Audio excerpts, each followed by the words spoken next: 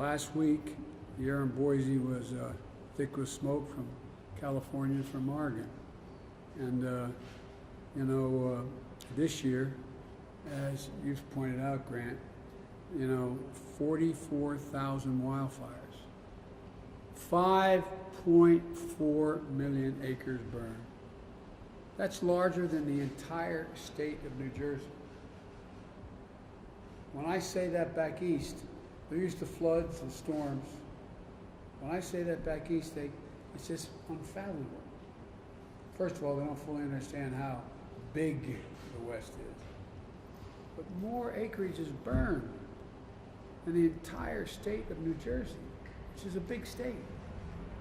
And California, 2.2 million acres this year, already this year. The Dixie Fire, 1 million acres. The Calder Fire, 200,000 acres, 1,000 structures. And God knows how many lives risked or lost trying to deal with it. You've saved many communities, the firefighters, and you saved South Lake Tahoe. And what people are beginning to realize is you risk your lives to do it. And thank God we have you. But fires and frequency of ferocity of these fires, I'm having a lot of international meetings with our colleagues around the world. They're asking. Australia, really worried. Australia helping, but are trying to figure it out. Canada. Just go around the world. And so folks, look, the fact is that we're in a situation where too many memorials have been held, and I've directed my administration to provide for pay bonuses and incentives to ensure every federal firefighter, because that's the only authority I have, makes at least $15 an hour. They should make a heck of a lot more, at least $15 an hour. And I'm committing to work with Congress to raise the pay gap for federal wildland firefighters. FEMA, 33 fire management assistant grants to help states pay for the cost of firefighting. It's still not enough. The costs are enormous. And so, believe it or not, a massive shortage of fire hoses. I think you all get it. But the idea that we went into this fire season with a shortage of fire hoses, that's all I heard from my guys back east and in the Midwest. No fire hoses. Well, fortunately, they thought a long time ago about a thing called the National Defense Act. And what I was able to do, the Defense Production Act, and I was able to restart production of bringing a lot of people back to work, delivering 21,920 new feet of fire hose in the front lines, putting a company back to work that was out of business. It stopped manufacturing. And the major's here, he knows about this. Well, we have a commitment at the Department of Defense to defend home as well as abroad, and that includes fire service. We have C-130s for fire suppression, RC-26 aircraft to provide critical fire imagery, and they're based in California. They've flown over 1,000 missions so far, 250 active duty troops, and I've gotten no pushback from the Department of Defense in this at all, none, to the Dixie Fire in California, and sharing satellite imagery that we have available to us to help monitor the growth of fires. I've directed the EPA to use this new technology we have to deliver smoke and fire and air quality information directly to people's iPhones. We'll be able to do that very shortly. It may have already begun in some places. But one of the things we have to do is we have to build back better than what happened before all this began to come apart. And so we have a proposal, and by the way, both my Republican colleagues from this state and the Democratic colleagues from Oregon who are going to try to be here we all support this bill I put together on infrastructure. So when we build back, we can build back better than it was before. And it literally provides for billions of dollars for wildfire preparedness, resilience and response, forest management, and public water sources. Public water sources. What people back east don't quite get is that we're not for the fact we made significant investments years ago in everything from the Hoover Dam to a whole range of other things out here. A lot of people south of you wouldn't have any water, and how valuable and serious the access to that water is across the board. And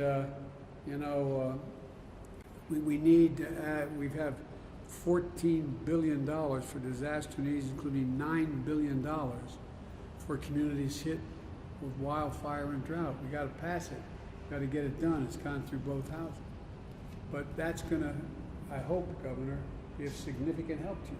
Because states can't burden it, especially smaller states. You're a big state, but I mean smaller states in terms of population can't carry this on their back. And so, this is, we're one America. We have a federal system because each part of the country is supposed to make up for what the other parts of the country didn't have. And so, we need to do more. We've asked for $14 billion for disaster needs, including, as I said, that $9 billion for community. This is over a 10-year period for hit by wildfires and drought. And, we can't continue to try to ignore reality. President Obama used to always kid me. I say, reality has a way of working its way in. Well, the reality is we have a global warming problem, a serious global warming problem. And it's consequential, and what's going to happen is things aren't going to go back to what they were. It's not like you can build back to what it was before. It's not going to get any better than it is today. It only can get worse, not better. It's not like we're going to not have more problems. But we can do this, in my view. The scientists have warned us for years. The failure to curb pollution from smokestacks and automobiles and a whole range of other things going to take its consequences. And I learned a long time ago, Gov, that as a U.S. Senator back east, that all the major streams and ponds and lakes, for example, in New York State, they're being polluted. The fish were dying. Things are changing. And you know what it was all from? It wasn't because of what they're doing in upstate New York. It was because of smokestacks in Chicago, steel plants, because it carries, the wind carries that pollution at a height that doesn't affect the state of Illinois, or doesn't affect the state of Indiana, doesn't affect, but it eventually comes down. Well, I guess I know you all know it. You have the smoke from the fires in California on the East Coast. And sometimes blotting out the sky. People are not just worried about COVID, they're worried about whether their kids are going to be breathing. And so every dollar we invest in resilience, this is part of my message here. And there's a lot more I want to hear from you that you think we should be doing, and I think we should be doing as well. But for every dollar we invest in resilience, that is building back better, we save $6 down the road in the future. And you all know the number. Studies show extreme weather cost America last year $99 billion. Extreme weather. It's not just fires. I mean, more people died. I was in Louisiana and Mississippi, all to the south of Hurricane 8. Well, guess what? More people died in Brooklyn than died in Louisiana. More people. The floodwaters were immense. Never seen anything like it. People were drowning in their homes because there were tornado warnings that go to their basement, and all of a sudden the flood comes through the windows, up to the ceiling, can't get out, people dying. So I guess, to state the obvious, you all are incredible in what you're doing. But I also think about the jobs we're losing due to the impact of supply chains and industries that are being held up. I'm looking forward to this briefing. My message to you is, when we build back, we have to build back better. It's not a Democrat thing, it's not a Republican thing, it's a weather thing. It's a reality. It's serious. And we can do this. We can do this. And in the process of building back, we can create jobs, not lose jobs. We can create jobs. So I'm going to stop here and turn it back to you, Grant. And thanks for hosting us. And I understand, as a former smoke jumper, you're crazy too. God love you all. I grew up in a little town called Claymont, Delaware, and I went to school. I used to tell Frank Church this. I got my first job offer where I wanted, my wife, deceased wife, and I wanted to move to Idaho because we think, not a joke, it's such a beautiful, beautiful state. And I interviewed for a job with Boise Cascade. And in the meantime, there was a war going on. Anyway, but the whole point was that I used to always kid Frank, but I grew up in this little steel town called Claymont, Delaware, when Scranton shut down because of coal mining. And I went to a little Catholic grade school called Holy Rosary. And it was on, before I-95, there used to be a thing called the Philadelphia Pike. And so my mom would drive me from, we only lived about a mile from school, and the school bus wasn't around then, and drive me to the parking lot. And right across the street from the school was a fire station, Claymont Fire, volunteer fire company, but they're really good. And so all the guys who grew up either became cops, firefighters, or priests. I wouldn't qualify for any of them, so I'm here. But all kidding aside, you guys and women are incredible. Incredible what you do. It's not hyperbole. If you know anything about me, you know my long relationship with firefighters. I mean it from the bottom of my heart. And we owe you more than just our thanks. We owe you what you need to deal with these problems. I'm sorry to go on so long. Thank you. Turn it back to you, Grant. I guess that's who I'm turning it back to. I don't know who. Anyway, whoever wants to do the talk. That would be me. Thank you, Mr. President. And you're right, I was a smoke jumper, only because I trained to be a teacher, and that was way too difficult and scary. So I did something that was way easier. That's why I left the county council. There you go. The National Association of State Foresters is a key partner of ours. George Geisler is representing them today. He's state forester from the great state of Washington. Welcome, George. I know you got a couple things to say, so find out. Yes.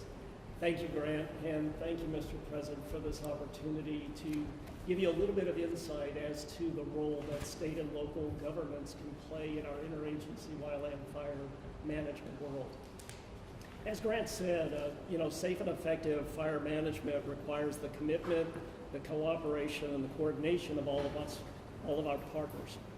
State forestry agencies, such as my own, Washington Department of Natural Resources, the Florida Forest Service, and California's CAL FIRE, are the primary agencies that are responsible for wildland fire suppression in our states. And we're partners here at the National Interagency Fire Center with a fire director who sits on NMAC and helps to decide each day the priorities that occur in this nation.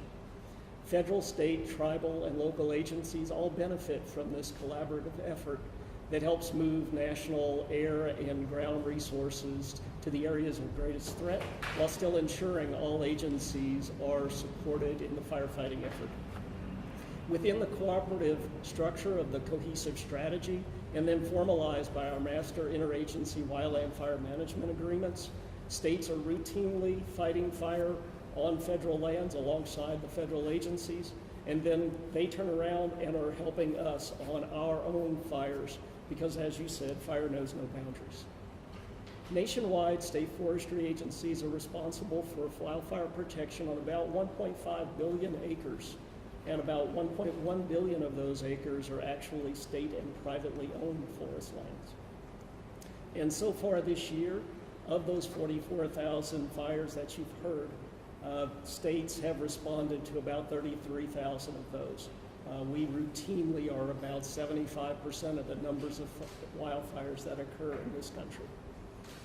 So states contribute, in addition to that, just hundreds of millions of dollars annually to provide wildland firefighting resources, like firefighters, engines, heavy equipment, aircraft. And all of this goes into the national effort along with our federal partners. And federal funding, such as state fire assistance and volunteer fire assistance that we receive through the U.S. Forest Service, actually helps to expand that capacity as well as maintain it. And all of that is really getting it down to that, helping the rural volunteer fire departments that we all know are across the U.S. The partnership and all of the cooperation between state and local governments, though, it's not just for wildfire suppression, like you said. You know, through Good Neighbor Authority, through shared stewardship, we work together with our local governments, with our tribal partners, and we do all of the critical fuels mitigation work. We do the forest health treatments that are out there. And we're trying to work, as you said, to improve the resiliency of these landscapes as we go and see the impacts of climate change. You know, and all of this is really provides assistance directly to the communities that we have out there. And as you know, wildfires are impacting entire communities in the United States. These annual occurrences place millions of Americans at risk, and they're no longer limited to just what you see about in the news in the West. We have fires, it's now a fire year, and we routinely have fires throughout all 50 states. But the threat to catastrophic wildfire in America's wildland-urban interface, it really demands national attention. And it needs to be unified, it needs to be multifaceted, it needs to take on prevention, mitigation, response, and recovery. And it's just like you see wildland fire suppression being managed at this building. We need that effort to protect our wildland-urban interface.